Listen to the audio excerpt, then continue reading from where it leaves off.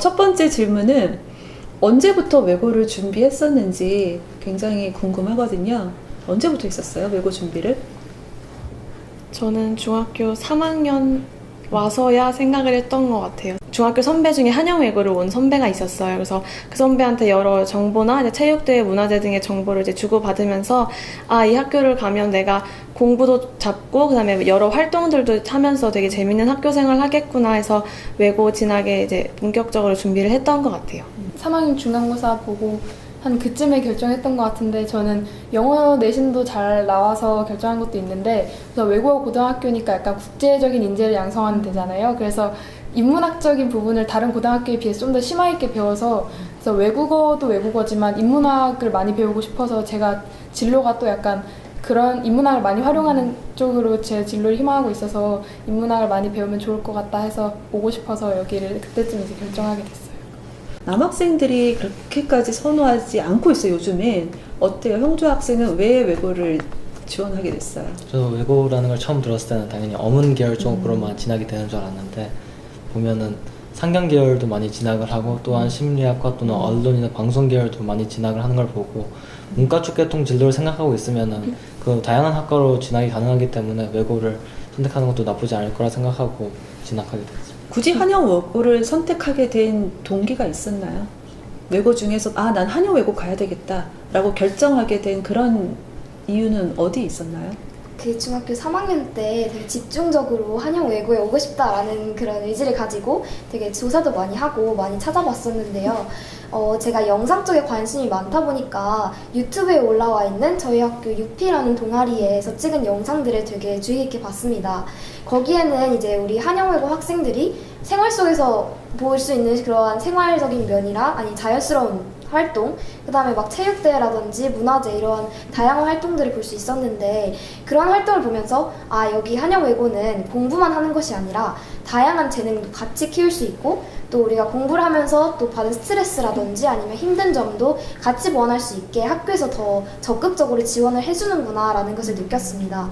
또 이제 한영외고를 졸업한 선배님들의 말씀을 들어보면 정말 한영외고 생활이 정말 재밌었다 그러고 후회를 하지 않는다는 선배들이 진짜 하나같이 다 너무 좋았다고 말씀을 하셔서 아무래도 학교 생활이 재밌는 학교가 제일 최고인 것 같다는 생각이 있어서 한영외고는 공부도 하면서 놀 땐 놀면서 또 나의 재능을 다방면으로 펼칠 수 있을 것 같아서 한영외고가 제일 좋다고 생각을 했습니다. 자소서 준비도 해야 되고 면접 준비도 해야 되는데 이런 거를 어떻게 했었는지 한번 말해볼까요?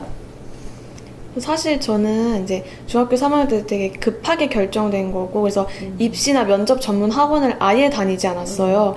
그래서 제가 그 중학교 3학년 때는 다니던 학원이 아예 없어서 학원에서 봐줄 선생님도 안 계셨거든요. 그래서 저희 그때 중학교 3학년 때 특목고 진학을 꿈꾸는 친구들이 한 10명 정도 있었는데 그 10명 친구들끼리 이제 학교 끝나고 매일 남아서 서로 무슨 활동을 했는지 생각해보고 자소서 계속 써서 고치고 담임선생님께 이제 수정받고 이런 식으로 해서 면접 준비도 한 2주일 동안 맨날 매일 이제 학교 끝나 8시에서 10시까지 남아서 친구들끼리 이제 면접관도 대보고 심사위원도 해보고 이런 식으로 되게 재밌게 준비해서 저는 되게 그 면접을 준비했던 기억이 되게 좋았어요. 본인들이 그렇게 연습했던 게 실제 면접 질문에 나왔나요? 도움이 됐어요? 그렇게 연습했던 게? 네, 많이 나왔어요. 본인이 혹시 받은 면접 질문 아직 기억하고 있어요? 네. 네. 어떤 거였나요? 동아리 질문을 물어보셨어요. 동아리 이 동아리를 어떻게 활동을 했고 여기서 우리가 깨달은 건 무엇인지 말을 해보도록 하는 질문이었는데 그게 가장 기억이 나요. 자소서에 이제 신문으로 하는 NI 활동을 이제 자주 이제 초등학교 때부터 한 6년 정도 했다고 썼는데 사실 그 친구들이랑 면접 준비할 때 친구들이 물어봤어요. 그 NI가 어떤 수업 시간에 정확히 구체적으로 어떤 도움이 되었니라고 물어봤을 때 제가 되게 당황해서 답을 못했었거든요. 그래서 이런 질문도 나올 수 있구나 하고 준비를 했는데 그 질문 그대로 선생님께서 여쭤보셔서 친구들이랑 그 면접을 하면서 도움을 준 게 되게 나한테 효과적이었구나라는 걸 느꼈어요. 사실 중학생들은 굉장히 큰 고민이 뭐냐면 면접 준비 어떻게 하지? 자소서 뭐라고 써야 될지 이제 모르는 경우가 되게 많아요. 후배들한테, 앞으로 미래 후배들한테 그 부분에 있어서 정말 조언해주고 싶다라고 하는 게 있다면 어떤 부분이 있을까요? 사교육의 힘을 빌리기보다는 먼저 자소서라는 게 자기소개서라는 말에서 나올 수 있다시피 자기의 이야기를 직접 들려주는 게 진짜 중요하다고 느꼈어요. 항상 듣는 말이지만 너의 이야기를 써라 하는 조언을 많이 받았지만 정말로 면접 질문도 제가 쓴 자소서에서 어떻게 해왔고 어떤 걸 느꼈고 어떻게 발전을 해왔냐라는 진짜 저의 이야기를 들려주는 그게 가장 중요한 거라고 생각을 합니다. 중학교 생활을 이런 면에서 좀 해보니까 자소서에 뭔가 쓸말이 있었다라고 하는 게 혹시 있었나요? 학교 생활을 좀 많이 열심히 했으면 좋겠어요. 음. 그 학교 행사 같은 거나 대회에 많이 참석을 해서 뭔가 느낀 바가 있고 또 생기부에 기재가 되면 자소서에 쓸 거는 그만큼 또 많아지니까 학교 생활 열심히 하는 게 가장 중요했던 것 같아요. 저도 다양하게 활동을 해보라는 걸 추천해주고 싶은데 아무래도 중학교 때는 저희 진로에 관해서도 더 유연하게 많은 시도를 해볼 수 있었던 시간이었고 또 많은 활동들을 해보면서 느낀 점이 있다면 저는 그것이 생기부에 기재가 되지 않더라도 내가 느끼는 경험이라든지 아니면 사소한 생활에서 발전할 수 있는 성숙할 수 있는 그러한 계기가 있다면 충분히 그걸 자기 이야기와 이제 녹여서 쓸 수 있다고 생각을 해서 최대한 다양한 거에 참석을 해서 좋은 결실을 맺는 것도 중요하지만 내가 느끼는 점 많이 체험해서 그렇게 많이 깨닫고 느끼는 게 가장 중요하다고 생각을 합니다. 한영외고 오니까 수업이 이런 면이 있었네. 혹시 내가 느낀 큰 변화라고 한다면 어떤 부분에 있을까요? 수업적인 면에서? 사실 저희 학교 선생님 한 분 중에 수업을 이제 평상시에는 아이들이 발표를 위주로 하게 하시고 이제 진도가 밀릴 수 있으니까 그걸 유튜브로 촬영해 주시는 선생님이 계세요. 중학교 때 정말 상상도 못했던 수업인데 수업 때는 한번 졸거나 하면 완전히 놓쳐서 잃어버릴 수 있는데 유튜브를 보면서 이제 한 3-4번씩 돌려보면서 수업을 계속 들을 수 있으니까 그 영상은 정말 좋았던 것 같아요. 저희 학교는 학생들이 교과서로 수업할 때에도 조를 짜서 스스로 여기서 화자가 말하고 하자는 건 무엇인가 이렇게 찾아서 발표하는 식으로 수업이 진행돼요. 이처럼 학생들의 참여도가 되게 높고 또 교과서를 사용해서 수업을 하더라도 되게 다른 방식으로 이 글을 접근할 수 있어서 되게 좋은 것 같아요.